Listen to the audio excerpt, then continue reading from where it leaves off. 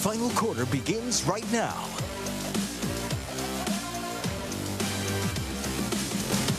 And welcome to the final quarter on CBS 8+. I'm Jake Garriani. That is Karthik Venkatraman.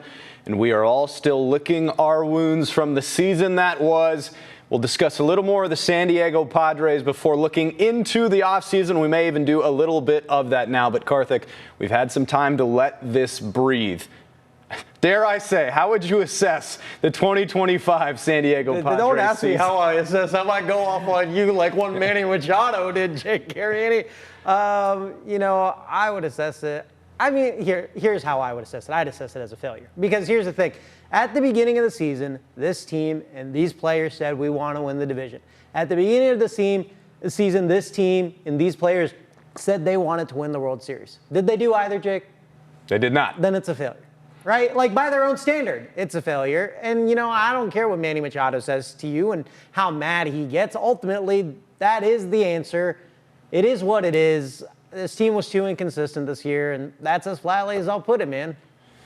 And it's fair. It is fair. To your point, this is what they said they wanted to accomplish. They did not accomplish that. I think back to a little bit, actually, when I asked Manny that question that's now gone viral with like over 10 million views, I thought about the time that Giannis Antetokounmpo was asked a very similar question after the Bucks were eliminated. This question was a little more pointed. He was asked, was this season a failure or not? And I thought Giannis had a really kind of beautiful answer to that, where he said, it's never a failure or a success. It is building blocks to where we want to go. Now, while that might be a little bit cliche, there is a point to it where the Padres have really entered this golden era of their franchise, in my opinion. For the last 6 playoffs, back-to-back 90-win seasons for the first time in franchise history, but yet they have come up short once again. Therefore, a failure. With that being said, I felt like this year was frustrating in a sense of it never really felt like they put it all together, Karthik. It felt like they were chasing that division, and they were right there. They even had it for a few days, and then they lost it. It felt like right as this guy got healthy, this guy got hurt. It felt like right when they were almost clicking on offense,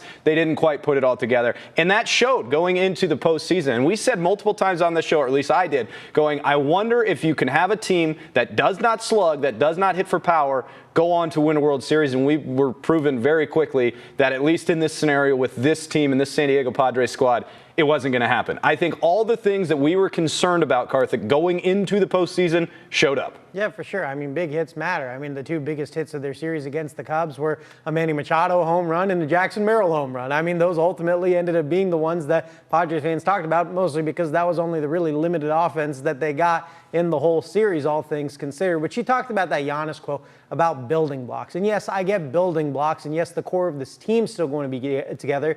They're going to lose pieces. I mean, they lost pieces from the prior season where they found more success, made a deeper run, almost knocked off the Dodgers, and continued to go in the MLB playoffs.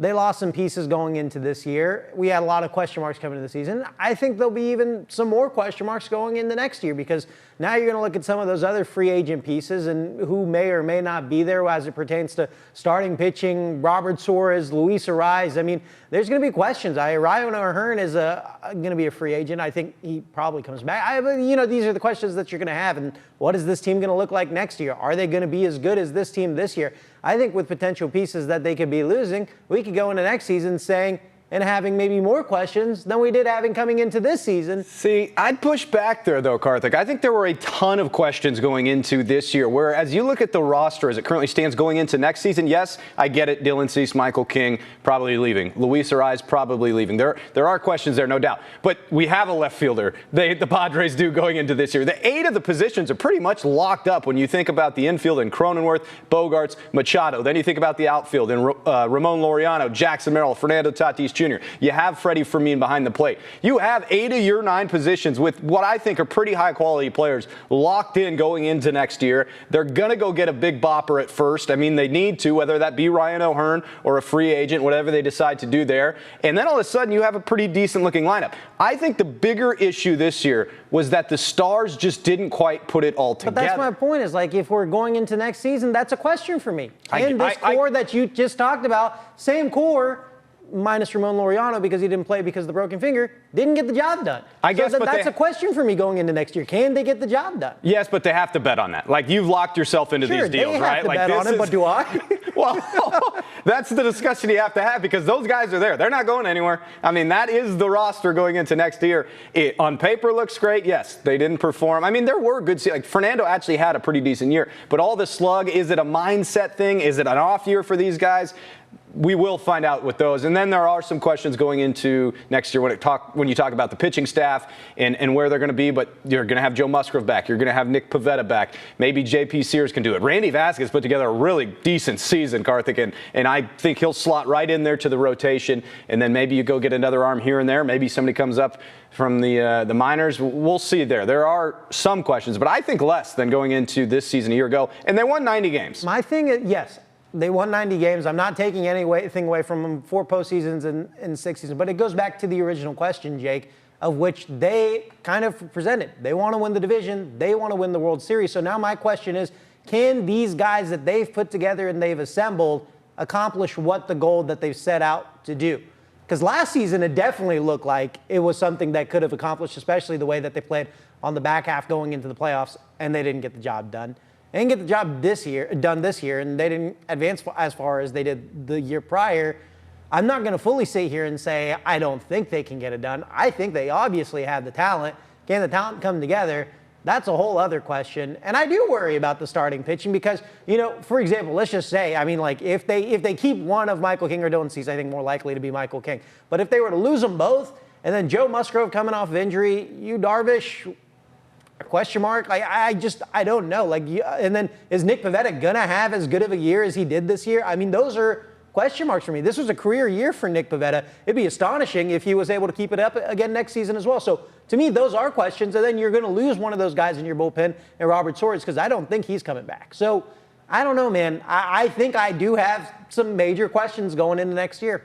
Yeah, Robert Suarez is definitely as good as gone, I think. And Darvish, we'll see. He left it open to possible retirement. I think with Darvish, it really is. He'll go as far as his body will allow him. But I think he has the amount of pride in himself that he's not going to hurt the team. So when he decides that he's not going to be able to go out there and put in quality innings for the Padres, he might call it a career. But we'll see. To your point, there's a lot to figure out as we go into the offseason. There's a ton of discussion to have as we go into the offseason. We'll do that in the offseason. For now, the season comes to a quick end in the wild card series against the Chicago Cubs. And those Chicago Cubs will be playing a Game 5 against the Brewers. They haven't played it yet as we record. In fact, there are 2 Game 5s, another one to be played tonight between the Mariners and Tigers. What we do know, poor Orion Kerkering, man. The Dodgers are moving on. The Phillies have been eliminated, so the Dodgers will be back in the NLCS, which I know is just music to the ears of all the Padre fans out there. Your thoughts on just the MLB postseason without the Padres, the teams that are left? Anything catching your eye before we move off of baseball? I'll tell you what, that Dodgers win against the Phillies in Game 4 was some Guardians baseball type level. Walking in a run and then a broken bat dribbler right in front of home plate to draw in your other one.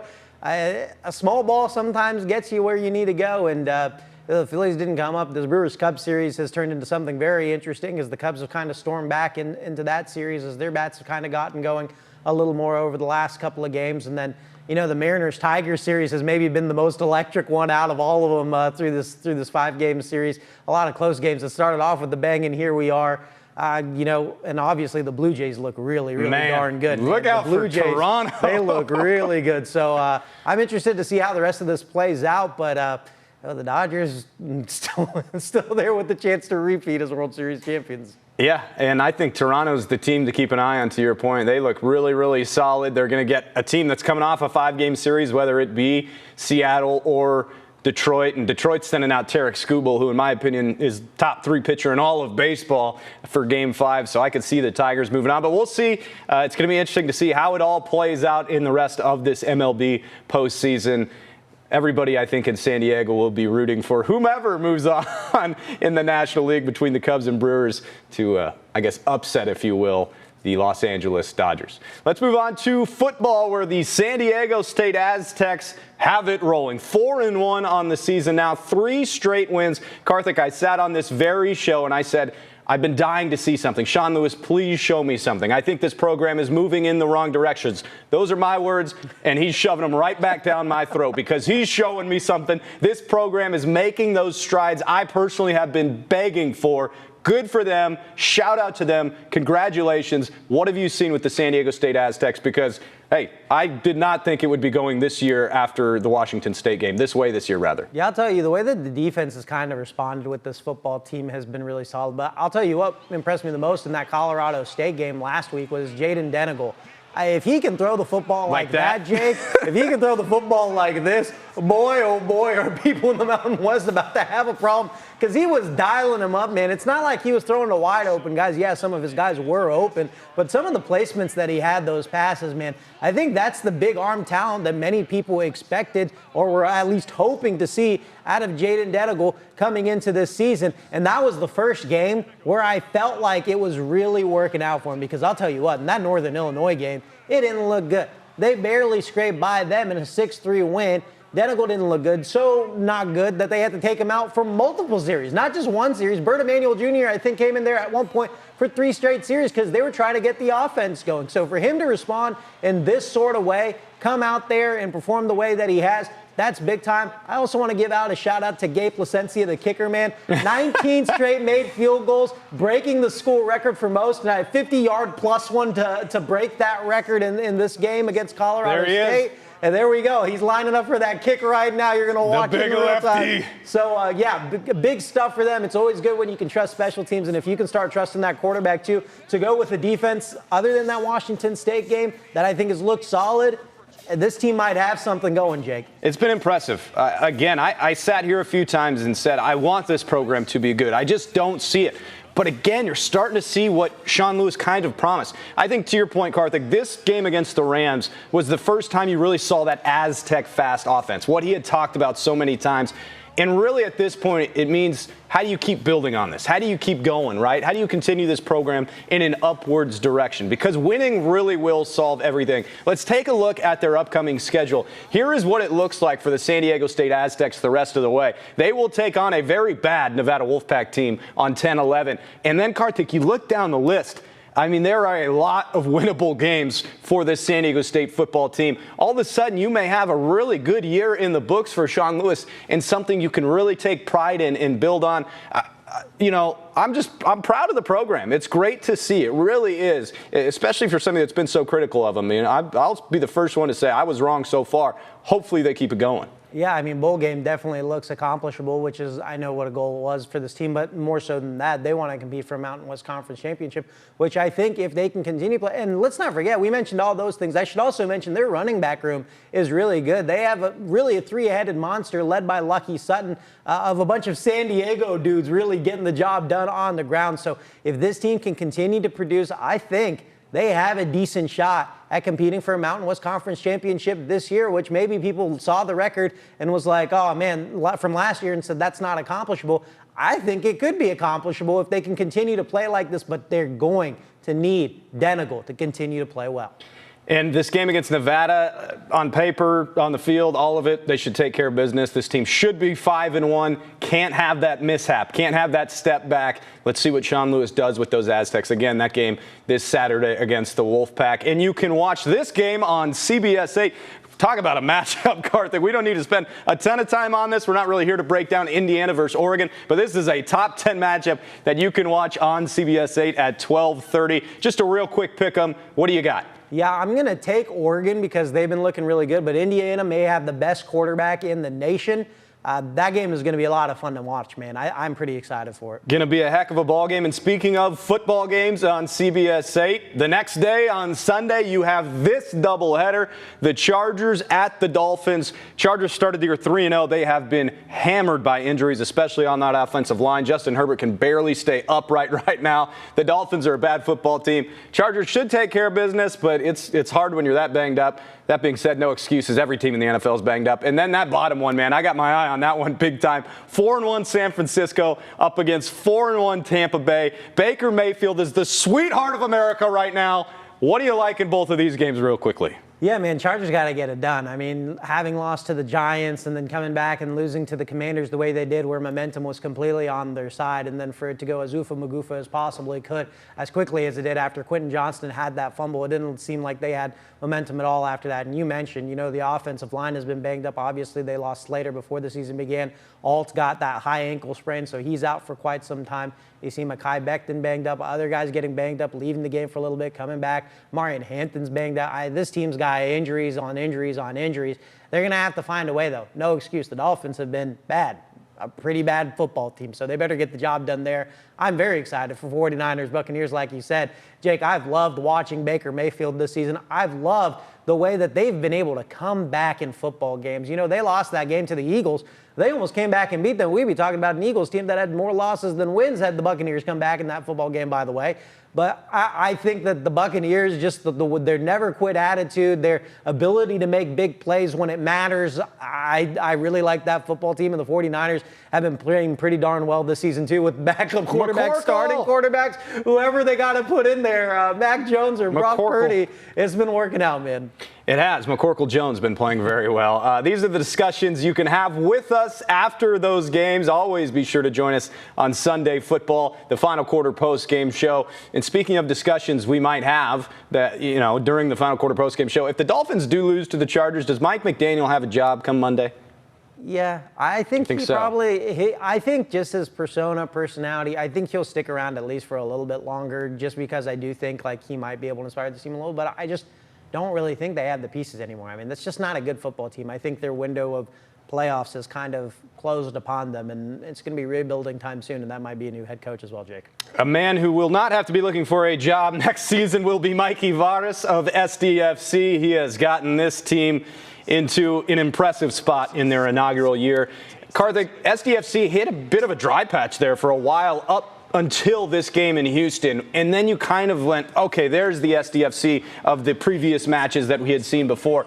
I think this was a really important thing to see before getting into the postseason for SDFC, and they have one match remaining. We'll get to that in a second, but really for them to go to Houston, put up 4 goals, just really perform to the level we had seen for a lot of the year after struggling for that chunk of time. I thought this was really good to see for Mikey Varas and SDFC. I do want to start off with this, too. They got the monkey off the back a little bit. They set the MLS expansion record for most wins in a season and most points in a season by picking up this win over Houston, something that I don't think they'd ever admit it, but I think it was hanging over them a little bit because they've had multiple chances to try and knock this out over in recent weeks and just haven't gotten it done. For them to get it done, in the way that they did, that game looked questionable at times. They had to come up with some clutch goals late. Of course, Anders Dreyer was Anders Dreyer, superhero to help just another brace, whatever. Exactly. Luca De La Torre off the bench helps, and when you got a guy like Pellegrino able to come in there and come in there and contribute the way that he did. It's huge for this team that they were able to find a win like that. They've shown they've been clutch this season at moments, but I really think they need to start finding ways to put it all together. We have seen them kind of not play up to their abilities that we know that they can definitely play, because they can definitely put it on some folks. But lately, that's just not really been the case. And for them to go get 4 goals against Houston, hopefully, after this week that they don't play, they go up against Portland and they're able to wrap things up in a strong way. And hopefully for them, clinch that #1 spot in the Western Conference. And let's look at that Western Conference, because the Supporters' Shield is out of the question now, but the Western Conference is still very much up in the air. Look at those standings. I mean, jam-packed at the top there with 1 match remaining. Every MLS team will play on October 18th and will decide everything, right, which will be very fun. The SDFC will face Portland in that final match. You see Portland in the Western Conference standings. SDFC, hey, get a win, take care of business, win the West, set yourself up for the postseason. That would be the ideal scenario, and we'll see. Any thoughts real quick before we move on that Portland match, or you just think, hey, take care of business, right? You got to get it done, because you win and you do get that top spot. They own the tiebreaker because they have more wins than anybody else in the Western Conference. So got to get the job done, man. Got to get the job done. It would be I don't want to say a disappointment, but just because of how great the season's been for them and we've seen them play so well, I would hate for them to see to slip out of that one spot after holding it for as long as they have now. Get the job done. Get San Diego really hype as we go into the postseason here, because it could be a really fun postseason for San Diego FC if they do. Yeah, you don't want to hold on to the Western Conference essentially the entire season and lose it on the very last day. And how exciting will it be for these MLS playoffs here in San Diego, the first MLS playoffs ever for SDFC. It's going to be thrilling. People are going to be going nuts. They have been all year. Amazing support for this club all year long, and it will only elevate as we get into the playoffs for SDFC. A team that looked like they were going to make the playoffs the whole way this season was the San Diego Wave, and all of a sudden, I'm just going to be blunt about it. They look bad. I mean, they have not played good soccer lately. It's been really rough for the Wave, and now they're flirting on maybe not making the NWSL postseason. They're right there on the borderline of it. Karthik, what's gone wrong for the Wave right now? Yeah, it's scoring. It's really just as simple as that. If you look at their matches as of recently, I think over their first 13 matches, 25 goals. Over their last 10 matches, they only have 6. And that's just not going to get the job done. They've picked up so many points that at one point, top 3 team in the NWSL, they were going out putting 4 or 5 goals up on a team. They can barely score 1 goal in some of these matches, and they've let up a couple of late over their last couple of matches, including the one to the Washington Spirit this past weekend. You know, they had just gotten the equalizer in stoppage time of the second half in like the 95th minute. Then a couple of minutes later, let up the lead. Stuff like that's heartbreaking. You need points right now, and they got to get the job done. They got to find a way, because over their last 10 matches, I think they have 1 win, 4 draws, 5 losses. That's just not good. Got to get the job done when it's clutch time. Luckily for them, Jake, 2 of the 3 worst teams in the NWSL coming up on the schedule before they take on the KC Current. Got to get it done. Would hate to see after the hot start that this team got off to that they could potentially slip out of the playoff picture. Yeah, there's a lot of ways to slice how rough it's been for the SD Wave. Their last 7 matches, 5 losses, 2 draws. You laid out all the issues scoring goals. They haven't won a game, Karthik, and I understand there are breaks in NWSL and all that stuff. They haven't won a game since August 16th. I mean, that's rough. So you need those get-right games that you brought up. Hopefully the Wave can get right. And while we wait for that to happen, we will say goodbye today. Don't forget, you can always join us every week on the final quarter on CBS 8+. There'll be plenty of Padres offseason discussion, plenty of NFL, SDFC, Wave, Aztecs football, everything San Diego, and more on the final quarter on CBS 8+. Karthik Venkatraman, let the people know. Do my Tennessee Titans get back-to-back wins and make me the happiest man in the world? If they do, expect something glamorous next final quarter show, baby. I don't think they're going to get gift-wrapped another win like the Cardinals did. You're probably right.